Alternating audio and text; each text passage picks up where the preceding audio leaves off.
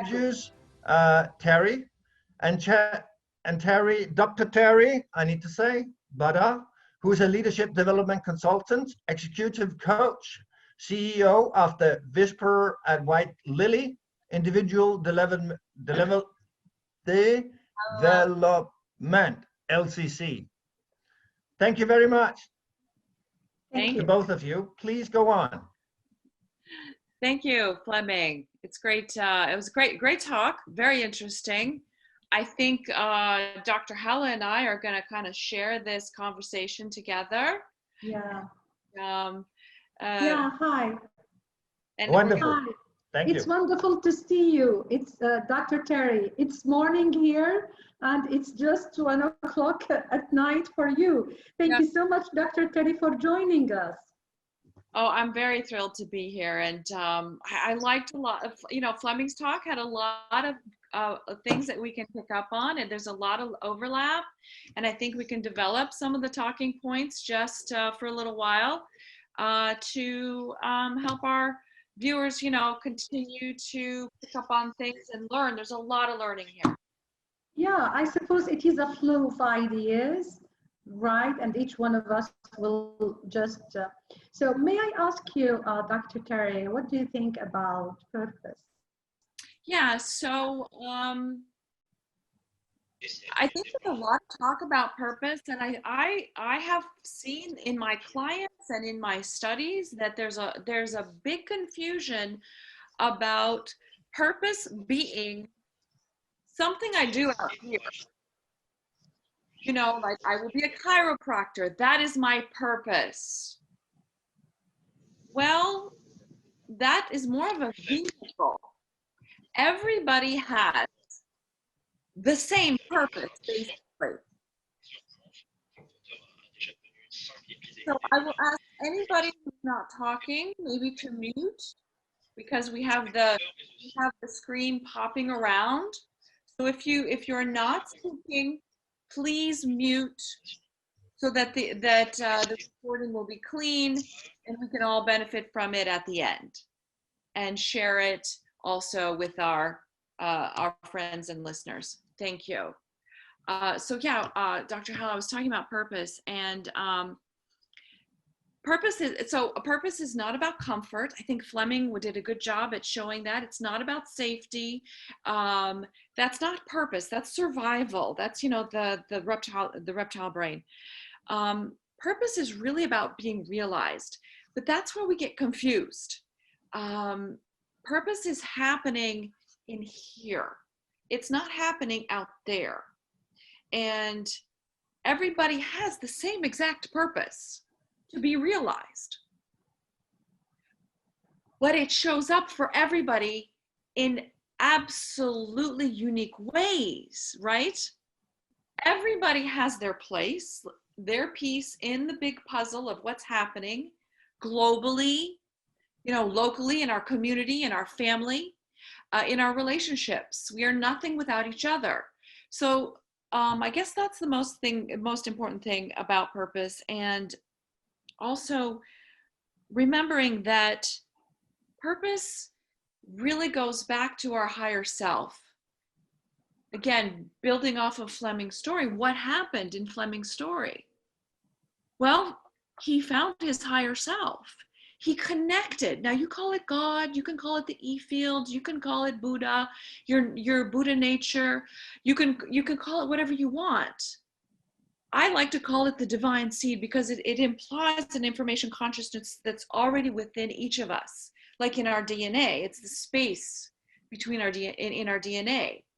It's that information consciousness that holds us together. Otherwise, it's just empty space with no linking together, just carbon molecules. What do you think about it, Dr. Hella? Well, I think, it's purpose related maybe to roles, what roles you have in life. And then you mentioned, connecting and bonding, bonding with the universe, and at the same time bonding with your inner self. Mm-hmm. And, in such a way that you might find your purpose. But I suppose it's not that easy. You know, your purpose when you were a child maybe was just a piece of chocolate. But when you grow up and grow and your intellect grows and everything and in you grows, I think your purpose should develop. And I think this is really the problem of so many people, that their purpose doesn't grow with them, you Really? know. And you know, it is always that, you know, you should upgrade your targets in life, your goals. For example, I just last time I was mentioning to my friend that when you grow old and when you have more bonding and connection with people and the universe around you, you develop something I call pure compassion. This Mm-hmm. kind of pure compassion, when you find your own happiness in making others happy, you Mm-hmm. know, just identify yourself with others. You identify yourself with every child who's crying in the furthest part of the world. Yes. And you identify yourself with every smile of anyone around you. So this kind of pure compassion, mingling with others, connecting, bonding, I suppose, you know, can relate to what you are being Yeah. telling us. So how do you think we can reach this kind of self, or this kind of enlightenment? Yeah, yeah. I love where you're going with this, because it's really, you know, it's really those levels of how our vibration refines. Like we are meant to refine, and I like to call, you know, that sense of purpose divine seed, and I think of it like an apple tree. Like all of the information consciousness necessary is in the seed, right? It's in the child, it's in but you know, there are apple trees and there are oak trees and there are willow trees and there's lots and lots of different kinds of trees, and each of them has a specific kind of expression. It grows in certain ways. It needs a certain environment. It needs some need lots of moisture, some need rich soil, some need dry. You know, it's all different. Some will be for fruit, some will produce hard wood. You know, there's all of the way they fit into the ecosystem that is, you know, and like we talk about, like you were talking about the human, it's the same thing. It's that evolution towards self-enlightenment. Now, the funny thing is, I don't think that it's the self that gets enlightened. Self-development, which is my field, actually ends up leading to enlightenment and altruism, what you just talked about. So I love working with leaders who want to be that kind of a leader, who get to a point in their life where they want to be more. And they're like, okay, I mean, there's got to be more than this, right? Like Yeah. I have the Rolex, and now what? There's got to be more than this. How do I have impact in the world? How do I have agency in the world that's going to move the needle towards higher civilization, towards, you know, cleaning up the planet, towards healthier human beings, everything to go back, circling around towards nature. And let me go into that just for a second. About, there's 3 stages to the enlightenment journey, 3 basic stages. And I'm still going back to your example because I think it's so right on.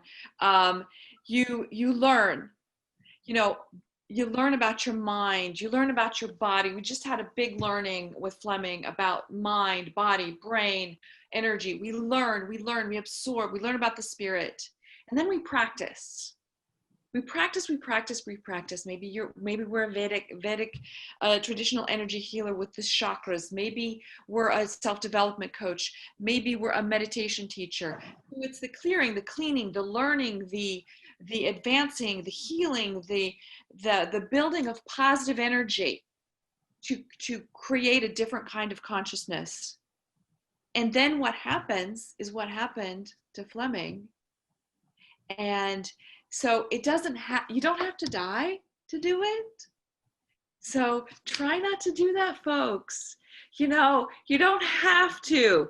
We can actually do it through tried and true practices. If we can expand these practices and we can connect to our higher self and to the flow state and to our cleared pathways and ways and be in the being. And we, you know, without having to do it the rough way. There's actually a nicer way to do it that's not quite so painful. I do it all the time with my coachees. That's what they come to me for, to find their own path towards this level of unity consciousness. So, you know, yeah. Yeah, exactly. So we can say that we were created for a purpose, and we are all, however we think, whatever we do, we are parts of a very big picture of a puzzle. We have to know how to fit in to get, you know, to sustain life on this earth and keep it for future in a generation. Now, previously they were thinking that, you know, it's only material things that can build the world. But now we have realized that it is from the innerness that we can build and rebuild the world. We can nurture the great spirit that we have inside, the divine spirit that we have inside, in order to just to reach that kind of enlightenment we seek. Well, it's been a great pleasure hosting you, and thank you so much. And as I've said, it's, you know, you are so resourceful, you and Fleming, and I'm very sorry just to cut short our conversation because we have some other wonderful speakers like yourselves. Thank you so much. Thank you so much.